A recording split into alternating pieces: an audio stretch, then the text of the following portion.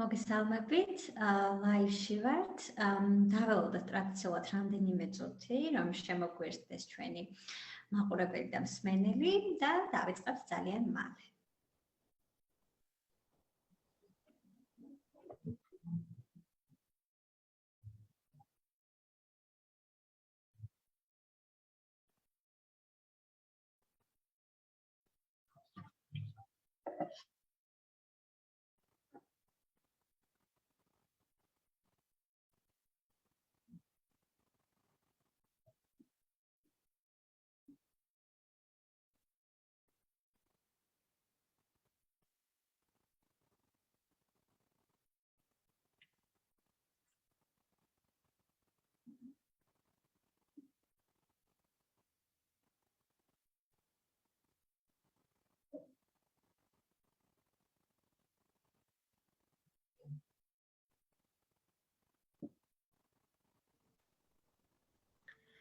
მე მგონი შეგვიძლია დავიწყოთ. მოგესალმებით კიდევ ერთხელ. მე გახლავართ თეონა დარჩია, ოკუპაციური თერაპევტი, მაგ ჯორჯიას წარმოვადგენ. დღეს ვიყენები ჩვენი შეხვედრის მოდერატორი, ნინა ჭუმბურიძე ყავს სტუმრად, რომელიც არის ოკუპაციური თერაპევტი, ასევე მაგ ჯორჯიას წარმოადგენს და ნინო გაგვიზიარებს ძალიან საინტერესო რეკომენდაციებს და ისაუბრებს ფუნქციურ სავარჯიშოებთან დაკავშირებით, ფუნქციურ აქტივობებთან დაკავშირებით, რომლის გამოყენება შესაძლებელია სახლის პირობებში ან გარეთ, ხომ, მხოლოდ სახლის პირობები არ მოიაზრება აქ. ასევე დღეს დაგვეხმარება ლეკუნა ტრადიციულად, მადლობა ლეკუნა ამისთვის და მგონი შეგვიძლია დავიწყოთ დღევანდელი დღე. გამარჯობა ნინო. მადლობა პირველ რიგში მოწვევისთვის. გვიხარია, რომ კიდევ ერთხელ ხარ ჩვენი სტუმარი. დავიწყოთ თავდაპირველად განმარტებით ტრადიციულად პრინციპში, ხომ? რას ნიშნავს ფუნქციური სავარჯიშოები და ზოგადად რას ვეძახით ფუნქციურ სავარჯიშოებს და რატომ არის მნიშვნელოვანი ყოველდღიურ ცხოვრებაში, ხომ? აი, კარგი იქნება, რომ ამაზე თქვათ რაიმე განმარტება გავაკეთოთ. კი ბატონო, ზოგადად სანამ ფუნქციურ სავარჯიშოებს შევეხებით, მოდით დავიწყოთ თავიდან, რატომ არის ფიზიკური აქტივობა მნიშვნელოვანი და რატომ უთმობთ ამდენ დროს ამ ფიზიკურ აქტივობას. ზოგადად ფიზიკური აქტივობა ჯანსაღი ცხოვრების მნიშვნელოვანი კომპონენტია, ალბათ დამეთანხმებით, რადგან ხელს უწყობს ზოგადად ფიზიკური მდგომარეობის გაუმჯობესებას, კუნთების და ძვლების გაძლიერებას, მაგალითად სახსრების მობილურობის და მოქნილობის გაზრდას და ზოგადად დადებით გავლენას ახდენს ბავშვის ყოველდღიურ აქტივობებში ჩართულობაზე. ყოველთვის, როდესაც ბავშვი არის ჩართული ფიზიკურ აქტივობაში, უნდა ვიფიქროთ იმაზე, რაში გამოადგება შემდგომ ეს ბავშვს, ანუ ფუნქციურად რაში გამოიყენებს. სწორედ მაშინ, როდესაც ვსაუბრობთ ფუნქციურ აქტივობებზე და ფუნქციურ ვარჯიშებზე სახლის პირობებში, უნდა ყურადღება გავამახვილოთ იმაზე, რომ ამ აქტივობების და ვარჯიშების დროს ყოველთვის ბავშვი უნდა იყოს დაკავებული რაღაც მიზანმიმართული საქმიანობით. მაშინ, როდესაც ბავშვი აქტივობების პროცესში, თამაშის პროცესში ასრულებს სხვადასხვა სწორ მოძრაობებს, ამას შესაძლებელია დავარქვათ, რომ ბავშვი ჩართულია ფუნქციური სავარჯიშოების პროცესში.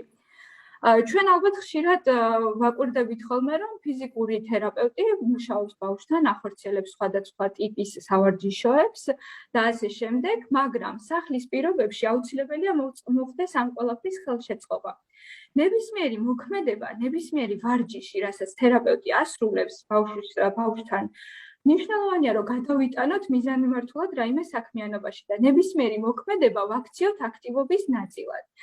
არაფერია ის, როდესაც ბავშვი მაგალითად უпростоრად მოსაწყენია, რა თქმა უნდა და ბავშვისთვის არაფერია, რომ უთხრათ, რომ მოდი ახლა 10 ჯერ გაშალე ხელი და მოყარე, მაგრამ თუ კი ვეტყვით, რომ მოდი ვითამაშოთ და მაგალითად ექნება ისეთი თამაში ბავშვს სპეციფიურად შერჩეული, რომელშიც ისედაც ბუნებრივად გაშლის და მოხრის ხელს, ამ დროს ბავშვი გარდა იმის, რომ თამაშობს ერთობა და დაკავებულია რაღაც აქტივობით, აუცილებლად ვარჯიშობს, ანუ იგივე მოძრაობებს აკეთებს, რასაც მაგალითად ფიზიკური თერაპიის დროს.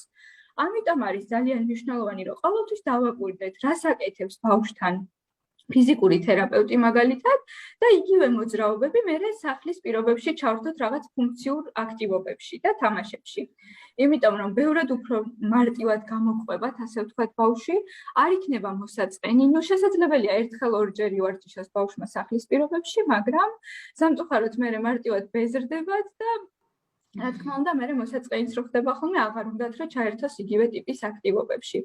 რატომ არის მნიშვნელოვანი, რომ ბავშვი ყოველდღიურად იყოს ჩართული ამ ფიზიკურ აქტივობებში? იმიტომ რომ თუ კი არ ხდება ყოველდღიურად ჩვენი სახსრების გამოძრაობა, დიდი რისკია იმის, რომ სახსრის მოძრაობის სიფართე შეიზღუდოს. გულისხმობ რას? ჩვენ ყველა სახსარს, აი მაგალითად რომ დავიწყოთ მხრის სახსარი, იდაყვის სახსარი, მაჯის სახსარი, მენჯბარძაყის სახსარი, მუხლის სახსარი და კოწვივის სახსარი, ამ ნებისმიერ სახსარს აქვს თავისი მოძრაობების სიფართე. ანუ რამხელაზე შეუძლია თითოეულ სახსარს რომ გამოძრავდეს, გაიშალოს, მოიხაროს და ასე შემდეგ. თუ კი ჩვენ ყოველდღიურად ამ ყველა მოძრაობას ჩვენ სახსრებს არ გამოვაცდევინებთ, ასე ვთქვათ, დიდი რისკი არის იმის, რომ გამყიფდეს სახსარი, ნელ-ნელა შეიზღუდოს მოძრაობის სიფართე და ზოგადად სამწუხაროდ მერე იკეტება სახსარი და ძალიან რთულია, როდესაც ჩაკეტილია, ანუ გაძვალებულია უკვე სახსარი, მისი გაშლა უკვე ძალიან რთულია და უკვე სხვაგვარ ჩარევას საჭიროებს. ამიტომ იმისთვის, რომ ჩვენმა სახსრებმა შეინარჩუნოს მობილურობა და ფუნქციურად მერე ჩვენი მოძრაობების გადატანა შევძლოთ ყოველდღიურ საქმიანობებში, ამისთვის მნიშვნელოვანია, რომ ყველა სახსრის მოძრაობა ბავშვმა გამოცადოს ყოველდღიურად, თუნდაც ერთხელ. სწორედ ამიტომ საუბრობთ ამდენს ფუნქციურ სავარჯიშოებზე და ამიტომ ვამახვილებთ ამ ყველა ყურადღებას სახლის პირობებში სხვადასხვა ტიპის აქტივობებისა და თამაშებზე, რომელიც სწორედაც ხელს უწყობს იმას, რომ ბავშვმა გაივარჯიშოს, ასე ვთქვათ, სხვადასხვა სახსრები გამოცადოს ეს მოძრაობები და შეინარჩუნოს მობილურობა. ეს არის უმნიშვნელოვანესი. ნინო, მადლობა.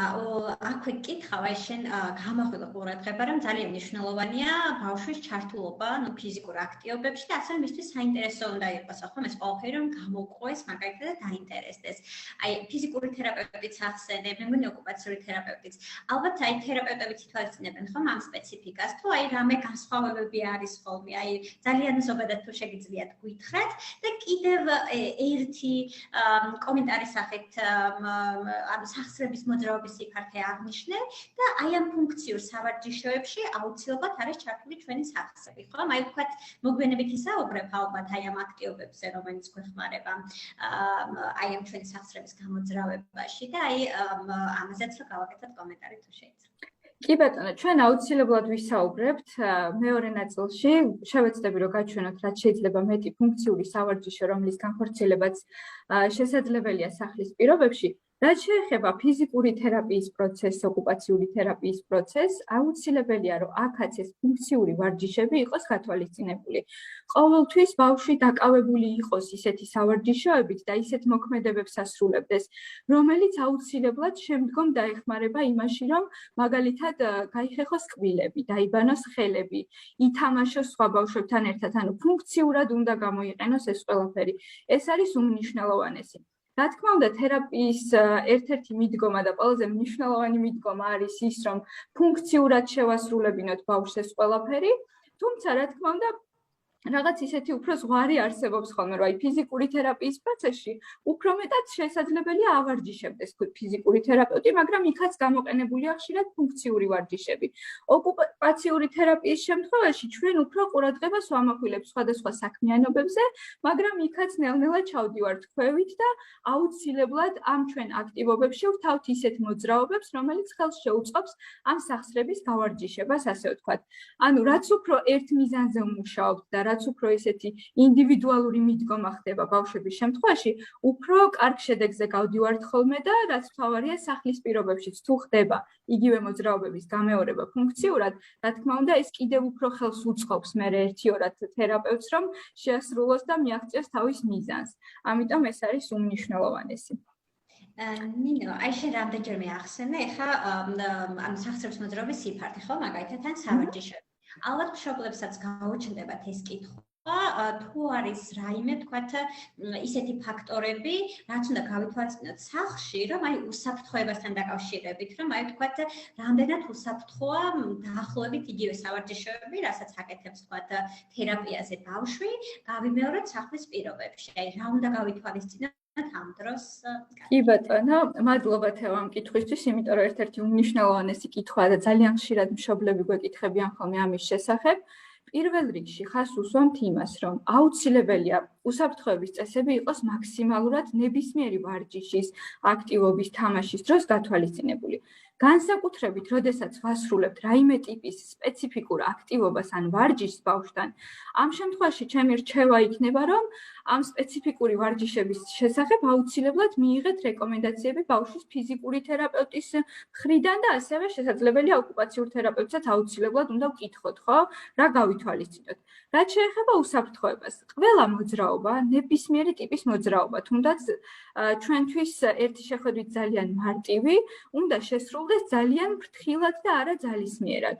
ჩვენ როდესაც რაიმე მოძრაობას ვთხოვთ ბავშვს რომ განახორციელოს, აუცილებლად უნდა დავაკვირდეთ, რომ ხომ არ არის ეს მოძრაობა მისთვის ძალიან ზედმეტი, ხომ არ იწევს იმას, რომ ბავშვს ეტკინოს მაგალითად, გამოხატავს, ხო, შეიძლება ზედმეტად გაოფლიანდეს, სახეზე გამოხატოს, რომ აწუხებს რაიმე, ვთქვათ, დაიწყოს ტირილი, აღარ მოუნდეს ამ ვარჯიშის განხორციელება და სხვა და სხვა. ეს არის მანიშნებელი ჩვენთვის იმისა, რომ უნდა შევწყვიტოთ აუცილებლად ეს მოქმედება და ცოტა გავამარტივოთ ან საერთოდ შევცვალოთ, ესე იგი რაღაცა არასწორად ხდება. ვარჯიშის დროს არასოდეს ბავშვი არ უნდა ტიროდეს. და თუ კი ტირის აუცილებლად უნდა გავითვალისწინოთ, რომ ჯერ უნდა მივცეთ დრო, რომ დამშვიდდეს და შევთავაზოთ ოდნავ უფრო მარტივი სავარჯიშო, იმისთვის რომ არ გამოუწვიოთ რაღაც ძალისმიერი მოქმედებები ბავშვთან, ხო? იმის მაგალითად, როდესაც ბავშვს თხოვთ, რომ ხელში აიღოს რაიმე ნივთი და აწიოს ზემოთ, რომ აი მხრის სახსრის მოძრაობები გამოსცადოს. თუ კი ვატყობთ, რომ რაღაც მომენტის შემდგომ ხელს ვეღარ შლის, აქაც რა თქმა უნდა ძალისმიერად არ ვეხებით და არ ვაძალებთ და არ ვაწვევით ხელზე, რომ ბოლომდე გაშალოს ხელი. აქაც აუცილებელია გამოვიჩინოთ სიფრთხილე. თუ კი შესიებას ვატყობთ, თუ კი კაცუნს ვატყობთ ძალიან ზედმეტად სახსარში, ასეთ შემთხვევაში აუცილებლად ვწყვეტ მოქმედებას და აუცილებლად ვეკითხებით პროფესიონალს, თუ რაში შეიძლება იყოს საქმე და უფრო დეტალურ რეკომენდაციებს, ასე ვთქვათ, გამოვითხოვთ ხოლმე, რომ რისი უფლება გვაქვს რა ტიპის აქტივობების შესრულების და რისი არა. აუცილებელია სანამ უშუალოდ ან ვარჯიშს დაიწყებთ, ან მაგალითად ისეთ მოქმედებებს, რომელიც მოიცავს ბევრ მოძრაობას, უნდა დავწმუნდეთ, რომ პროცესში ბავშვი არ დაკარგავს წონასწორობას და უცებ არ დაეცემა. ეს არის ძალიან მნიშვნელოვანი, ანუ სტაბილურობა მობილურობამდე.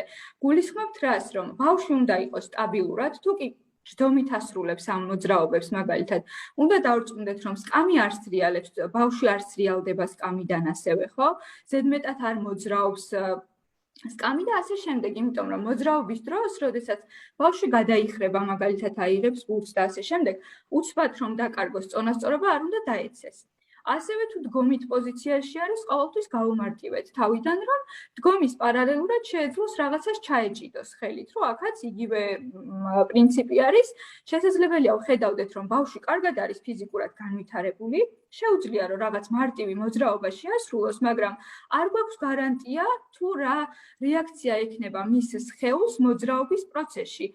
ამიტომ თავი რომ დავიზღვიოთ, რომ ბავშვმა არ დაკარგოს კონკრეტული მოძრაობის დროს წონასწორობა და არ წაიქცეს, თხოვეთ, რომ ხელი მოკიდოს და უფრო მეტად დაეყრდნოს მის გვერდზე არსებულ, თქვათ, მოაჯირს, თქვენ მოკიდოთ ხელი, თქვენ შეგიძლიათ საყრდენი შეუქმნათ, თქვათ, მენჯზე ხელის მოკიდებით ან ტორსზე ხელის მოკიდებით, რომ ზედმეტად უსაფრთხოდ აგრძნობინოთ თავი ბავშვს იმისთვის, რომ უკეთ განახორციელოს მოქმედებები.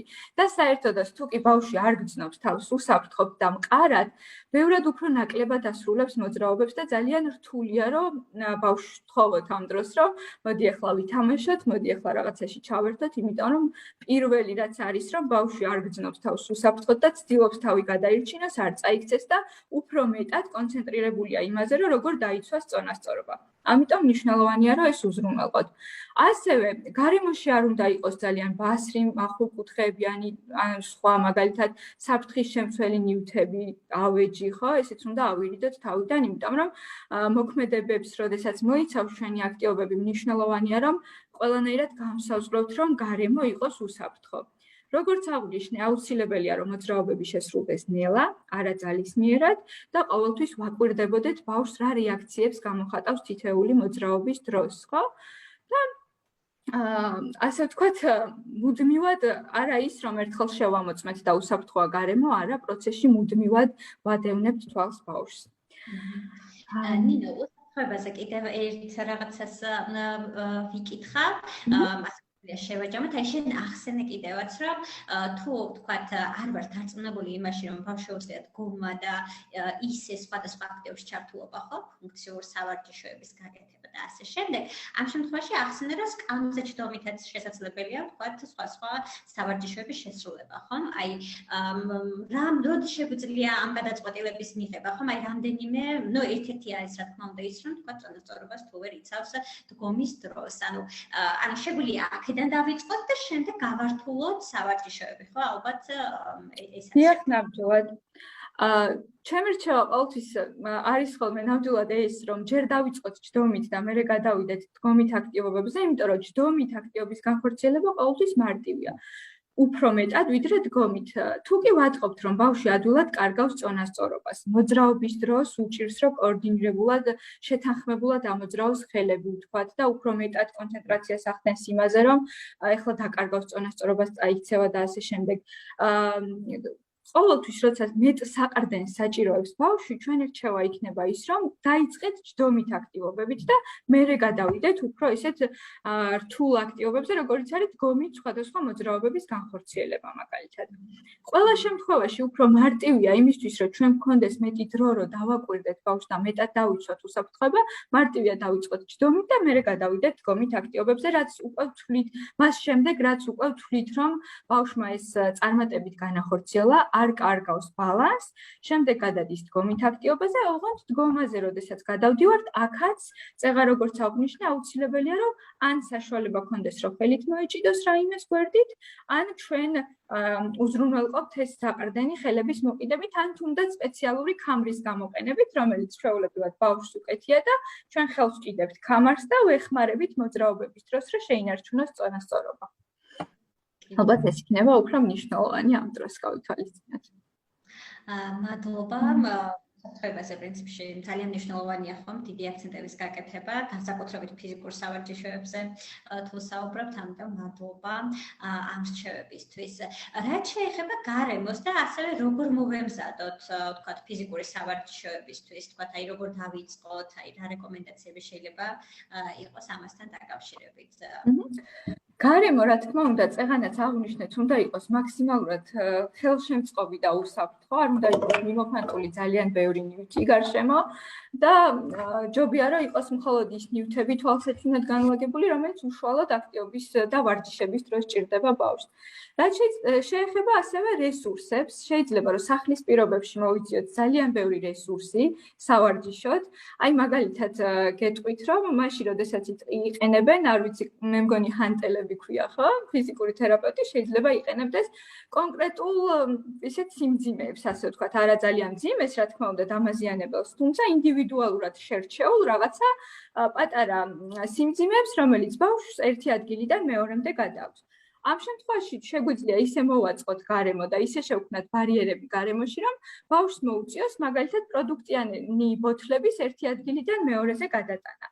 პროცესში ისე უნდა დავგეგმოთ ეს ბარიერები, ისე უნდა იყოს განლაგებული, რომ ბავშვს მოუწიოს ფეხის აწევა, ბარიერზე გადაბიჯება, აზრომა, გამოძრომა, ვთქვათ და პარალელურად შეიძლება ვთხოვოთ უბრალოდ ერთი ადგილიდან მეორემდე რაღაცა პატარა ნივთი მოიტანოს. ამ შემთხვევაში მე ვთქვი, ახლა პროდუქტებიანი ბოთლები დაუცილებლად გაჩვენებთ მოგვიანებით ამის სურათს, თუმცა შეიძლება პატარა ბალიშები გამოიყენოთ, ვთქვათ და სხვადასხვა ყოველდღიურად გამოყენებადი მასალები.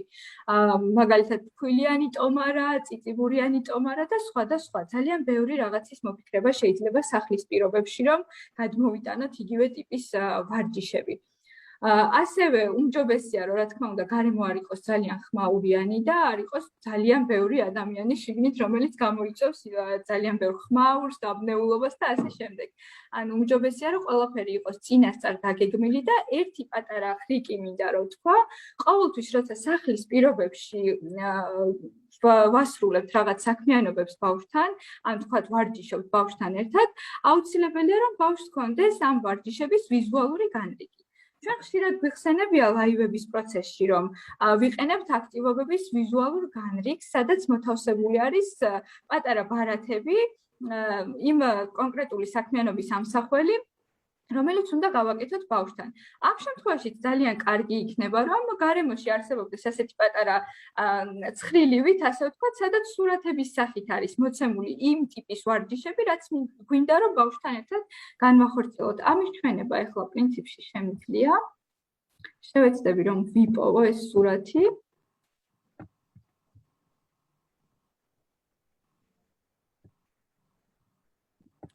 ერთი წუთით. ნინა პრინციპში უბრალოდ უფრო პატარა. აი მაგალითად ეს სურათი რო განვიხილოთ, ახლა ამ შემთხვევაში აქტივობების ვიზუალური განრიგი არის, ხო? თავიდან ბავშვი ხატავს, მერე შეუძლია რომ ბატონზე იხტუნაოს და მერე თქვა სათამაშო ცომით ითამაშოს. ჩვენ შემთხვევაში თუ კი ფუნქციური ვარჯიშები გვინდა რომ განვახორციელოთ ბავშვთან, შესაძლებელია რომ ვარჯიშის ამსახველი ფოტოები იყოს შიგნით.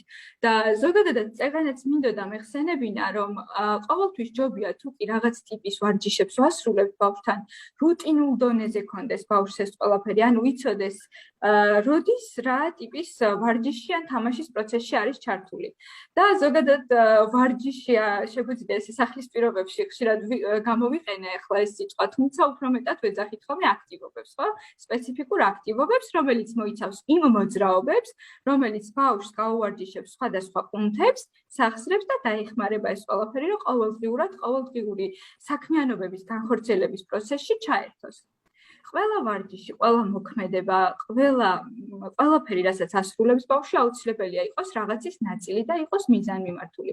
ეს ორმაგად ეხმარება მერე იმასში ბავშვს, რომ მაგალითად კბილების გახეხვის დროს მართოს მისი სხეული წარმატებულად, თქვათ, წერის დროს თითები გამოიყენოს წარმატებულად და სხვადასხვა აქტივობების დროს. ხო, ყოველთვის უნდა შევხედოთ ასე, რომ რომელ საქმიანობაში რა მოძრაობა გამოადგება. ასევე მე მაქვს აქ რამდენიმე სურათი მოტან. ნინა, სადაც გადავალთ რომ მგონი რომ არ მithქვამს დასაწყისში, თუ ჩვენს მაყურებლებს აქვს კითხვები, თქვათ, აი ამ თემასთან დაკავშირებით, ხომ? ყოველდღიურ აქტივობებთან დაკავშირებით, როდესაც ვიყენებთ რაიმე ფუნქციურ სავარჯიშოებს, გთხოვთ მოიწეროთ და ნინო ეცდება რომ გავხსნას პასუხი ამაზე, ხომ? ამიტომ გთხოვთ მოიწეროთ და იბატონო. მადლობათო. უბრალოდ სურათი მინდოდა მეჩვენებინა, წეგან ბევრი ვისაუბრეთ იმაზე, რომ შესაძლებელია სხვადასხვა მოქმედებების და მოძრაობების გამეორება სახლის პირობებში და უნდა დავიწყოთ ჯდომითი პოზიციით. მაგალითად, ერთ-ერთი ვარჯიში შეიძლება იყოს ჯდომით პოზიციაში, რომ ბავშვმა აწიოს და კვლავ დააბრუნოს თავის ადგილას ფეხი. ამ შემთხვევაში ახლა ამ სურათზე, მესამე სურათზე, რასაც ხედავთ, ყველაზე მარტივი გამოსავალი სახლის პირობებში იქნება ის, რომ დაუწებოთ ქვევით ბავშვს სხვადასხვა ფერის სტიკერი და ვთხოვოთ, რა ფერსაც დავასახელებთ, იმ ფერის სტიკერი გამოაჩინოს ფეხქვეშ, ანუ ფეხქვეშ მოვათავსოთ ეს სტიკერები და ვთხოვოთ, რომ თქვათ, წითელი ფერის სტიკერი გამოაჩინე. ბავშვს ევალება, რომ ფეხი აწიოს, გამოჩნდეს წითელი სტიკერი და კვლავ დააბრუნოს ფეხი თავის ადგილზე და ასე შემდეგ. ანუ პატარ-პატარა სტიკერებით გაუხალისოთ ეს მოძრაობები მაგალითად. ან თქვათ, მუხლებზე დავაკრათ ბავშვს სხვადასხვა ღიმილები, ასე ვთქვათ, სმაილებსაც იყენებენ ხოლმე ხშირად, დავაკრათ ეს ღიმილები ორივე ფეხზე და უთხრათ, რომ მარჯვენა სმაილი, რომელიც არის წითელი, მაგალითად მიიტანოს და სადოს რომ თავამდე აწიოს და თავი ცოდნა უნდა დახაროს, ხო ამ დროს. ჯერ ერთი, მერე მეორე. ეს იქნება ყველაზე მარტივი გამოსავალი. მაგალითად, ხდომა. შუა სურათზე თქვენ ხედავთ, რომ შესრულებულია სხვადასხვა მოძრაობები, სადაც ძალიან არის ჩართული ეს წელის სხვადასხვა მოძრაობები, ხო, გადახრა, ასე შემდეგ. ეს მოძრაობა გვჭირდება იმაში, რომ ჯდომის დროს ბავშვი წარმატებულად მისწვდეს მის გვერდზე არსებულ მასალებს, მაგალითად, როდესაც წერს და დასჭირდა მეორე კალამი, მოიძიოს, აიღოს, გადაიხაროს და ასე შემდეგ. ხო, ძალიან ბევრ აქტივობაში არის ეს მოძრაობა ჩართული. აქაც იგივენაირად შესაძლებელია, რომ მის აქეთ-იქით დავდოთ პატარა კონტეინერი, სადაც სხვადასხვა ნივთებია მოთავსებული და ვთხოვოთ, რომ გადაიხაროს, ამოიღოს. შემდეგ მეორე მხარეს გადაიხაროს, ამოიღოს. უფრო გართულებული ვარიანტი არის ჯდომის, როდესაც ბავშვი ზის ბურთზე. თუმცა ამ შემთხვევაში განსაკუთრებული სიფრთხილე უნდა გამოვიჩინოთ. ძალიან ხშირად გვინახავს, რომ მშობლები სახლის პირობებშიც იყენებენ ხოლმე ფიზიობურთს ეძახიან პირობითად სავარჯიშო ბურთს. ასე ვთქვათ, ძალიან ხშირად იყენებენ. თუმცა ამ დროს აუცილებლად გაითვალისწინეთ, რომ განსაკუთრებით მნიშვნელოვანია, რომ ბავშვის სტაბილურობას მივაქციოთ ყურადღება, რომ გადახდის პროცესში არ გასრიალდეს ბურთი და ამ დროს მაქსიმალურად თვალყური ადევნეთ ბავშვის მოძრაობებს და ეცადეთ, რომ საყრდენი შეუქმნათ მენჯზე ხელის მოკიდებით და მიყევით მის მოძრაობებს, იმიტომ რომ ამ დროს ძალიან დიდი რისკია იმის, რომ გამომდინარე იქიდან, რომ ბურთი მოძრაობს და არ არის სტაბილური, შესაძლებელია უფრო დიდი მოძრაობა გააკეთოს ბავშვმა, ვიდრე საჭიროა და ამ დროს გასრიალდეს ბურთი. და ზოგადად უნდა ვასწავლოთ, რომ სხვადასხვა მოძრაობების დროს როგორ მართოს მისი სხეული. მნიშვნელოვანია ის, რომ გარდა იმის, რომ ბავშვი გამოცდის სხვადასხვა მოძრაობებს, აუცილებელია გამოსცადოს სწორად ამ მოძრაობების განხორციელება. თუ ატყობთ, რომ რაიმე მოძრაობას მოუხერხებლად ასრულებს, არასწორად ასრულებს და ასე შემდეგ, აუცილებელია ამ დროს ხელით ხელზე ტექნიკით დავეხმაროთ, რომ მართოთ მისი მოძრაობები, რომ ბავშვმა დაიმახსოვროს და გამოსცადოს სწორი მოძრაობები და არასწორი მოძრაობები, ხო? ეხლა ეს როგორ უნდა მოხდეს? მაგალითად, როდესაც ჯდომით ვათამაშებთ ბავშვს და ვთხოვთ, რომ სხვადასხვა მოძრაობები განახორციელოს, თუ კი მენჯზე მოვკიდებთ ხელს და ბავშვს ჩვენი ხელის მოძრაობით უბიძგებთ, საით მხარეს გადაიხაროს და ამ შემთხვევაში აუცილებელია, რომ ჯდომის მხარეს გადაიხაროს, ხო? ამ დროს ძალიან უწყობთ ხელს იმას, რომ ბავშვმა ისწავლოს ჯდომის მიმართულებით სწორად გადახდა და სხვადასხვა ნებისმიერი აქტივობის დროს მინდა გავამახვილო ყურადღება იმაზე, რომ წაახალისეთ ბავშვის სწორი მოძრაობები, ხო? არ არის მნიშვნელოვანი მხოლოდ ის, რომ შეასრულოს მოძრაობები, მნიშვნელოვანია ის, რომ სწორად განახორციელოს და სწორად დაიმახსოვროს თითოეული მოძრაობა ბავშვმა. აი მაგალითად სხვადასხვა ფოტოები ჩავდე იმის სამაგალითოდ, რომ რა ტიპის აქტივობები შეიძლება შევასრულოთ. ამ შემთხვევაში ძალიან მარტივია, შეიძლება ვთქვათ, სხვადასხვა ფერის სტიკერები დავაჭერინოთ ხელებში და ვთხოვოთ, რომ ხელებით აწიოს ზევით და მოგვაწოდეს და პარალელურად ფეხებ ქვეშაც მოთავსებული სტიკერები გამოაჩინოს. ანუ ფეხები გაწიოს სტიკერებს იქით და გამოჩნდეს ორი ფერის სტიკერი ქვემოთ და იგივე სტიკერები გვაჩვენოს ზემოთ. ნებისმიერი ვარჯიში, ნებისმიერი მოქმედება ძალიან მარტივია, რომ სახლში გადავიტანოთ და ვაქციოთ რაღაც თამაშის ნაწილად. აი აქაც ხედავთ მაგალითად ფეხის მოძრაობებს, სადაც ჩართულია როგორც მენჯბარძაკის სახსარი, ასევე მუხლის სახსარი და კოჭჭივის სახსარი, ხო? აქაც მაგალითად ფეხის წვერი შეახე წითელ ფერს, რომელიც წინ იქნება, შესაძლებელია წინ იყოს მოთავსებული, ქუსლი შეახე ვთქვათ შავ სტიკერს და სხვადასხვა, ანუ ეს ფერების მონაცვლეობა ძალიან გვეხმარება ხოლმე, რომ ძალიან კარგად ავუხსნათ ვთქვათ მოძრაობები ბავშვს. ნაცვლად იმის, რომ წინ გადახარე ფეხი, ფეხის წვერი იატაკს შეახე, ქუსლი გამოწიე უკან და სწორად განახორციელე, შეიძლება ეს ყველაფერი ჩავანაცვლოთ იმით, რომ უთხრათ მაგალითად შეახე ამ ფერს და ასე შემდეგ სხვადასხვა კიდევ მიზანზე მუშაობთ ხოლმე ამ დროს, ხო? მაგალითად ფერების ცნობა, დათვლა შეიძლება ითვალოს პარალელურად, ხო? 1, 2, 3, 4 და ასე შემდეგ. მუსიკაც შეიძლება გამოიყენოთ ამ დროს, იმიტომ რომ ზოგიერთი ბავშვის შემთხვევაში მუსიკა ძალიან ეხმარება იმას, რომ უფრო მოდუნდეს, ნაკლები კონცენტრაცია გააკეთოს იმაზე, რომ მაგალითად ეხლა რაღაც გადავარდები, მოძრაობა სწორად ვერ შევასრულებ და ასე შემდეგ. პირველ რიგში უსაფრთხოება, შემდეგ შეიძლება მუსიკაც გამოვიყენოთ და ბავშვს მივცეთ საშუალება უკეთ კონცენტრირდეს იმაზე, რასაც აკეთებს და მოკლედ შეიძლება ბავშვების ინტერესებიდან გამომდინარე, ამის თქმა მინდა, სხვადასხვა პატარ-პატარა ელემენტები დავამატოთ და გამოვიყენოთ აქტივობის პროცესში, რომ უფრო სახალისო იყოს ეს ყველაფერი. ასევე ვთქვათ, ფეხის ღვანზე გაძმა. კავშირებით უკაცრავად გაწყვეტინებ. აი ძალიან კარგი რეკომენდაციებია, რომ თქვათ უფრო გავააქტიუროთ ბავშვს და თან სახალისო აქტივობებს გვთავაზობ პროცესში, ხო? აი მაგალითად, სკამსა ჯდომის დროს თუ გვინდა რომ თქვათ სტიკერს მიწოდეს და ფეხით მოსინჯოს, ან თქვათ ბურთს დაარტყას ფეხი და ცოტა ზემოთ უწევს, ხო, ფეხის აწევა. ამ შემთხვევაში რა არის რეკომენდაცია? თან თუ ვიცით რომ ბავშვს არ შეუძლია მაგალითად ფეხის ბურთზე მიწოდენ, ანუ ამ დონემდე არ შეუძლია თქვათ ფეხის აწევა.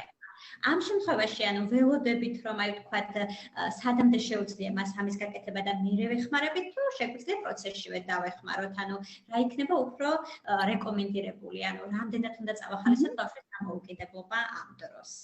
ბავშვის დამოუკიდებლობა უნდა იყოს მაქსიმალურად წახალისებული, გულისხმობთ იმას, რომ ბავშვის ნებისმიერი უნარი და ძლიერი მხარე უნდა გამოვიყენოთ მაქსიმალურად. ყოველთვის ვცდილობთ, რომ ჯერ დაველოდოთ ბავშვს, თვითონ დაიწყოს მოქმედება და იმ მომენტში, რა მომენტშიც აღარ შეუძლია ამ მოქმედების შესრულება, მხოლოდ მაშინ დავეხმაროთ. ეს ნიშნავს იმას, რომ ბავშვი მაქსიმალურად იყენებს მის უნარებს, თუმცა იმისთვის, რომ კიდევ უფრო გამოიმუშაოს ეს უნარი, შემდეგ ოდნავ ვეხმარებით. ძალიან კარგი კითხვაა ესეც, იმიტომ რომ რატომღაც ყოველთვის გონია, რომ აუცილებელია თავიდანვე დავეხმაროთ ბავშვს, იმისთვის, რომ სწორად გააკეთოს აქტივობა. სწორად უნდა გააკეთოს, უნდა იყოს ჩართული, თუმცა თავიდან ყოველთვის ვაძლევთ დროს, რომ თვითონ წამოიწყოს მოქმედება და მხოლოდ მას შემდეგ ვეხმარებით, როცა ნამდვილად ჭირდება ჩვენი დახმარება. ანუ ზედმეტად დახმარება არ შეიძლება ამ დროს, იმიტომ რომ ბავშვი უფრო მეტად პასიურდება და მიზანზე ვერ გავდივართ. ასევე მაგალითად სწორად წამოდგომა სკამიდან აუცილებელია რომ ვასწავლოთ, რომ თქვა ჯერ წინ გადაიხაროს, ხელებით შეიძლება მუქლებს დაეხმოს, თავი აწიოს და ადგეს. ანუ სხვადასხვა მოძრაობები, რომელსაც თვლით რომ ბავშვი თქვა ან არასწორად აკეთებს, ან უსაფრთხოდ ვერ აკეთებს და ასე შემდეგ, აუცილებელია ამაზეც დაცულ გარემოში გავამახვილოთ ყურადღება. მნიშვნელოვანია ფიზიკური მოქმედებების განხორციელების დროს, მაგალითად თავიდან გამოიყენოთ ხალიჩა და რაღაც დარბილებული ზედაპირი, იმიტომ რომ ხშირად ხდება ისეც, რომ ბავშვი შეიძლება გადაყირავდეს, წაიქცეს და ასე შემდეგ, ოღონდ ეს ყველაფერი უნდა იყოს აუცილებლად ძალიან დაცულ გარემოში. წაქცევას გულისხმობ, რა თქმა უნდა, უსაფრთხო გარემოში წაქცევას და თუ კი ოდნავ მაინც გონია, რომ ბავშვი წონასწორობას დაკარგავს და წაიქცევა, იმ შემთხვევაში თავიდანვე უნდა პრევენცია მოახდინოთ ამ ყველაფრის, ხო? ამიტომ მნიშვნელოვანია და ამიტომ ვამახვილებთ ამ ხელა ყურადღებას გარემოზე ზოგადად და უსაფრთხოებაზე. პირველად რომ სკამიდან ისწავლოს წამოდგომა და დაჯდომა, შემდეგ შეიძლება პატარა ბურთიც გამოვიყენოთ და უფრო უსწორმასწორო ზედაპირიდან ისწავლოს წამოდგომა. თომა სხვადასხვა ნივთებზე წეღანაც ვახსენეთ, ხო? აუცილებელია წავახალისოთ ბავშვი გადაიხაროს ერთ მხარეს, გადმოიხაროს მეორე მხარეს. ამ დროს ძალიან კარგია წინ მეორე პიროვნება იდგეს, ვინც გეხმარებათ და აწვდის სხვადასხვა ნივთებს ბავშვს, ხო? ფიზიკური მოქმედებების განხორციელებისას ერთ-ერთი ოქროს დამხმარე ჩვენთვის ყოველთვის არის ხოლმე სარკე. იმიტომ რომ როდესაც ბავშვი სარკეში ხედავს საკუთარ მოძრაობებს, უფრო მეტად სწორად აკეთებს ამ მოძრაობებს, უფრო მეტად შესაძლებელია ასრულებდეს თქვენს ინსტრუქციებს, იმიტომ რომ აქ ვიზუალური მხარეც ერთვება, ხო? ვიზუალურად ხედავს ხელი როგორ მოძრაობს, რა დისტანციაზეა მაგალითად სათამაშო და სხვადასხვა. ამიტომ სცადეთ ამის გამოყენება და ყოველთვის ფიზიკური მოქმედებების განხორციელებისას ჯერ შესთავაზეთ ხოლმე, რომ სარკის წინ განახორციელოს ეს ყველაფერი და შემდეგ გააკეთოს ისე. მაგალითად, აი წამოდგომა დაჯდომაზე ვისაუბრეთ სკამზე და შესაძლებელია იმ მშობელი, როდესაც ბავშვთან თამაშობს, მაგალითად, მშობელი იატაკზე მოთავსდეს და ბავშვიც და უფრო გაურთულოთ ეს აქტივობა, რომ უფრო ქვემოთ დაჯდეს ბავშვი, ასე ვთქვათ, ჩაცუცკული, ხო, მე მგონი სწორია და წამოდგეს უფრო დიდ დისტანციაზე, აქაც ჩვენი დახმარება ძალიან მნიშვნელოვანი არის, ხო? სხვადასხვა ფორმებზე და ფიგურებზე გადაადგილება, წეღან ვახსენე, ბარიერებზე გადაბიჯება და სხვადასხვა, იმიტომ რომ გარეთ, როდესაც დადის ბავშვი, მაგალითად, იქ ხდება ძალიან ბევრი ბარიერი, ხო? სჭირდება, რომ მაგალითად ქვიშიანი ზედაპირიდან გადავიდეს მყარ ზედაპირზე, ბარდიურს გადააბიჯოს და სხვა. შესაბამისად, ეს ბარიერები ხელოვნურად რომ შეუქმნათ დაცულ გარემოში, ბავშვი უფრო მეტად გამოიმუშავებს ამ უნარებს, უფრო მეტად ისწავლის ბარიერების დაძლევისას საკუთარი სხეულის მართვას და მეტი შანსია იმის, რომ გარეთ, როდესაც გავა, მერე უკვე უფრო მეტად წარმატებით განახორციელებს და მოქნილად, ასე ვთქვათ, ამ ყველა მოძრაობას, ხო? გარდა ბარიერებისა, ვახსენეთ, რომ ფიგურები და ფორმების გამოყენება ესეც ძალიან სახალისო არის და ძალიან უყვართ ხოლმე ბავშვებს ამ თამაშის თამაში და ნაცვლად იმის, რომ უთხრათ, რომ ეხა მარჯვენა ხელი წინ გადაიტანე და მარცხენა ფეხიც წინ გადაიტანე, ვეუბნებით, რომ მარჯვენა ხელი დაადე ვარსკვლავს, მარცხენა ფეხი დაადე ვარსკვლავს და ასე ვთქვათ, ხოხვის მაგვარი ეფექტი აქვს ხოლმე ამას და ანუ უფრო მეტად უმარტივებთ ინსტრუქციებსაც და უფრო უხალისებთ აქტივობებს. მაგალითად, შეიძლება რომ ერთი ადგილიდან მეორემდე მისვლის ნაცვლად ბავშვი გადახტეს სხვადასხვა ფერად ზოლებზე და სხვა. იმის თქმამდე, რომ ძალიან ბევრი კრეატიული აქტივობის მოფიქრება შეიძლება. ბურთზე წვდომა მაგალითად შედარებით დიდი ბურთით თამაში, ხო? სხვადასხვა ფორმებზე და ფიგურებზე დგომა, უსწორმასწორო ფიგურებზე დგომა, ხო? აი, წეღან ვახსენე ქვიშაზე გადაბიჯება და ასე შემდეგ. ამისთვის ძალიან კარგია სახლის პირობებში, რომ გავუკეთოთ სხვადასხვა სტრუქტურის ბილიკი ბავშვს. თუ არ ვწდები, უნდა მქონდეს ამის სურათიც და მოგვიანებით გაჩვენებთ. მაგალითად, წიწიბურა, ღრუბელი და სხვადასხვა მასალები შეიძლება ბილიკზე იყოს მოთავსებული და ბავშვმა ისწავლოს, რომ თქვა წიწიბურიდან გადავიდნენ ქვიშაზე. ფოთლები შეიძლება გამოიყენოთ, პატარა ყუთში ყრიან ხოლმე, ხო, ფოთლებს გადააბიჯოს ფოთლებზე და სხვა. ბუნებრივად რაც ხდება ბავშვს ყოველდღურად შეიძლება რომ ის ყველაფერი გადმოვიტანოთ და ბილიკის სახით წარმოვიდგინოთ, მაგალითად სახლის გარემოში. ასევე ვიტყვი, რომ ყოველთვის სახლის გარემოში არ არის აუცილებელი ეს ყველაფერი, გამოიყენეთ ეზო, სათამაშო მოედანი და სხვა და სხვა, რადგან ეს გარემოს ცვლილება ძალიან მნიშვნელოვანი არის, ხო? თქვათ აქვე მოცემული არის რეზინი, ხედავთ სურათზე, ამ რეზინის გამოყენებაც ძალიან უყვართ ხოლმე ბავშვებს რეზინის გაწევა, თქვათ, აი, თოკის გადაწევას, როდესაც თამაშობენ ხოლმე, იგივე ეფექტი აქვს ამასაც, ოღონდ რეზინი უფრო ისეთი არის, ხო? ძლიერი მოძრაობები ჭირდება. ბურთზე მიწოლა, თქვათ, ძალისთვის და გამძლეობისთვის ძალიან ხშირად ვიყენებთ ხოლმე ამ ტიპის აქტივობებს, რომ ერთი არის, რომ მიაწვა ბავშვი და შეძლო რომ მიაწვეს ბურთს და მეორე რომ შეინარჩუნოს გამძლეობა, რომ რაღაც პერიოდი ასეთ პოზიციაში შეინარჩუნოს კუნთები და სახსრები. ამისთვის იდეალური თამაში არის მაგალითად დიდი ბურთით თამაში, როდესაც ორი პიროვნება აქეთ-იქიდან აწვება. ხელებზე და ფეხების კონტურებზე ვთქვათ გადაადგილება სხვადასხვა ტიპის ხტომაზე, ფერების გამოტოვებით და სხვა, ძალიან ბევრი რაღაცის მაგალითს ხედავთ ახლა სურათზე. წეღან ვახსენეთ სენსორული ბოთლები. ამას ძალიან ხშირად ვიყენებთ ხოლმე, შეიძლება წყალიც იყოს მოთავსებული, ამ შემთხვევაში წიწიბურა არის მოთავსებული, შეღებილი ბრინჯი, მაკარონი, ღილები. ამას ძალიან ხშირად ვიყენებთ ხოლმე, როგორც სავარჯიშო საშუალება. თხოვთ ბავშვს, რომ ერთი ადგილიდან მეორეზე გადაიტანოს, შეაგროვოს და სხვა და სხვა. ასევე ფეხებზე ამოცნული პარკები, სადაც სხვადასხვა ფერის წაღე ბავშვი ასე ვთქვათ, დაისველებს ბავშვი ფეხებს და უნდა გაიაროს ბილიკზე ისე, რომ დატოვოს სწორი ყვალი. პატარა ბურთების გამოყენება, ვთქვათ, ეს ძალიან მარტივია სახლის პირობებში დასამზადებლად და ოკუპაციური თერაპევტები ძალიან ხშირად ვიყენებთ ხოლმე ამ მასალებს. შიგნით მოთავსებულია სხვადასხვა პროდუქტები და აი ხელის სხვადასხვა მოძრაობებისთვის და მაჯის მოძრაობებისთვის ძალიან ხშირად ვიყენებთ ხოლმე ამ ბურთებს. ბავშვს თხოვთ, რომ თქვა დაამრგვალოს ეს ბურთი, რამდენიმე აიღოს ერთად და გადაიტანოს მეორე მხარეს. გარდა იმის, რომ მოძრაობით გამოცდილებას იღებს ბავშვი ამ დროს და ხელებისთვის და თითებისთვის ძალიან კარგია ამ ტიპის აქტივობები, ასევე ძალიან კარგ შეხებით გამოცდილებასაც იღებს ბავშვი, იგივე ტაქტილურ გამოცდილებას. ხო, შეხებით შეიგრძნობს შიგნით რა არის მოთავსებული, მაგალითად რომელი პროდუქტი არის, უნდა გამოიცნოს. აი, ფეხის აქტივობებისთვის ასევე ძალიან მინდოდა რომ მეთქვა, ფეხის გულებისთვის, ასე ვთქვათ, შეიძლება რომ სხვადასხვა ქსოვილი დაუფინოთ ქვევით და თხოვოთ, რომ სცადოს, რომ ფეხი მოუჭიროს. ან თქვათ, გამოიყენოთ ბანაობისას პირსახოცი და თხოვოთ, რომ როდესაც ფეხის გულს იმშრალებს, ოდნავ წამოწიოს წინ პირსახოცით ფეხის წვერები. და სხვადასხვა ესეთი მაგალითად ბოთლის გამოყენებით ვარჯიში ასევე ბავშვს თხოვოთ, რომ გადააგოროს, გადმოაგოროს ბოთლი. ამ დროს კოჭწივის სახსარი განიცდის სხვადასხვა ტიპის მოძრაობით შეგრძნებებს, რაც არის ძალიან კარგი. ხელით აქტივობების მაგალითები, თქვათ, სათამაშო ცომის გამოყენებით, ხელის მოხრა, ხელის გაშლა, თითების მოძრაობები, აი რეცინაც არის ამ შემთხვევაში ხო გამოყენებული. სხვადასხვა პროდუქტებში წერა, აღება პროდუქტების ხელის გულით და მეორეში გადაყრა და სხვა.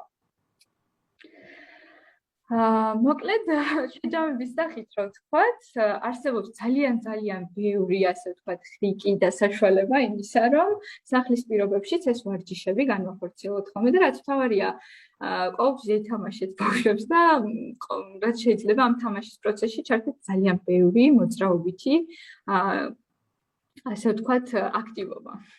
ნინო, მადლობა.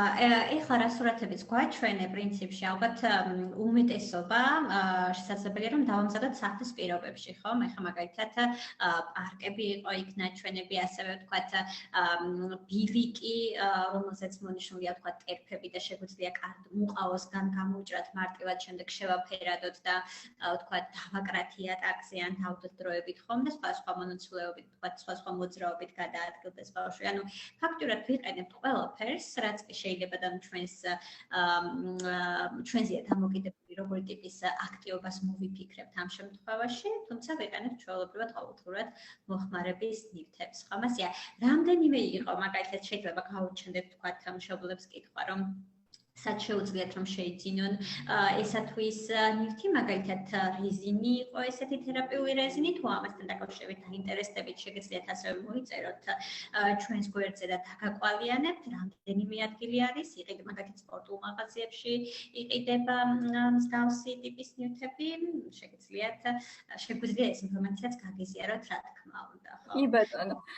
ერთს დავამატებ უბრალოდ თეონა რეზინთან დაკავშირებით, ჩვენ გითხარით რომ ყველაფრის ალტერნატივის მოძიება სახლის პირობებში შეიძლება რეზინის ნაცვლად სანამ მოიძიებთ რეზინს, შეგიძლიათ გამოიყენოთ ჩვეულებრივი წელვადი ქსოვილი, მაგალითად ლიკრა ეგრეთ წოდებული, ხო? ხო, ანუ ჩანაცვლება შეიძლება სხვადასხვა ნივთებით. კი ბატონო, ძალიან საინტერესო იყო ჩემი აზრით და მარტივი, ანუ ყოველდღიური ცხოვრების ნაწილია, ხო, თქვათ როგორც ანუ თამაშის აქტივობები, რომელსაც ვიყენებთ, თქვათ ფიზიკური სავარჯიშოების დანიშნულებით ხომ ესეა და თან პროცესში შეგვიძლია გავითვალისწინოთ თუ ბავშვი დაუყავს რომელიმე სერვისზე, მაგალითად ოკუპაციურ თერაპიის ან ფიზიკური თერაპიის, ხშირად ვახსენებთ ეს სპეციალობები, მაგრამ აქვე ხომ არ ვთქვათ, რომ ანუ ძალიან მნიშვნელოვანი სპეციალობებია, რა თქმა უნდა, რეაბილიტაციის პროცესში და ამ ორ სპეციალობას ახლა განსაკუთრებით იმიტომ ვახსენებთ ალბათ, რომ ხშირად ვიყენებთ, თქვათ, სხვა ფიზიკურ სავარჯიშოებს, მაგრამ მთავარი დანიშნულება, რა თქმა უნდა, არის ბავშვის დამოუკიდებლობა, მაგალითად, ყოველდღიურ ცხოვრებაში, ნინო ახსენა კიდევაც, რომ ეს გვჭირდება იმისთვის, რომ შეძლოს თუნდაც ბავშვმა კბილების გამოხეხვა, ან თუნდაც სასკოლო ნივთების გადაადგილება ერთი ადგილიდან მეორემდე, ხომ, ან სკოლაში მიიტანოს ეს სასკოლო ნივთები, ან ბანაობა, ჩაცმა გახდა, ამ ყველაფრისთვის გვჭირდება ალბათ ეს ყველა სავარჯიშო, რომელზეც ახლა ვისაუბრეთ და უფრო გამარტივებული რაღაცა სახალისო ვარიანტები არის ამ შემთხვევაში სახლის პირობებში, ხო? და ერთს დავამატებ კიდევ თუ შეიძლება რომ ანუ არასდროს არ დაველოდოთ იმას რომ აი რაღაც უნარი გამოუმუშავდება და მერე დაიწყებს მაგალითად ხელების დაბანას, მერე დაიწყებს კბილების გამოხეხვას, მერე დაიწყებს თასმების შეკვრას და გახსნას. ეხლა და ამჟამადაც ეს აქტივობები აქტიურად გამოიყენეთ, იმიტომ რომ დაწყებული დილიდან, როდესაც ბავშვი იღვიძებს და იხეხავს კბილებს, შემდგომ მიირთმევს საკვებს და ასრულებს სხვადასხვა მოძრაობებს. ეს აქტივობებიც არის ძალიან კარგი ვარჯიში ბავშვის სახსრებისთვის. ამიტომ ეხლა და ამჟამად რაც შეუძლია მაქსიმალურად ჩართეთ და ეს უნარები გამოიყენეთ და ნელ-ნელა რა თქმა უნდა დახვეწავს ამ ყველაფერს მერე ბავშვი და ნელ-ნელა მოემატება ასე ვთქვათ დამოუკიდებლობა. კი ბატონო, დიდი მადლობა, ძალიან საინტერესო იყო. მადლობა შენ. კითხვის შემთხვევაში ვთქვათ, თუ იმას გაუჩნდა კითხვა, შეუძლიათ კვლავ მოიწერონ ჩვენს გვერდზე, გიპასუხებთ, არა მარტო ამ თემასთან დაკავშირებით, სხვა თემებთან დაკავშირებით. მადლობა, მგონი შეგვიძლია დავასრულოთ დღევანდელი ჩვენი შეხვედრა. დიდი მადლობა დროებით გემშვიდობით.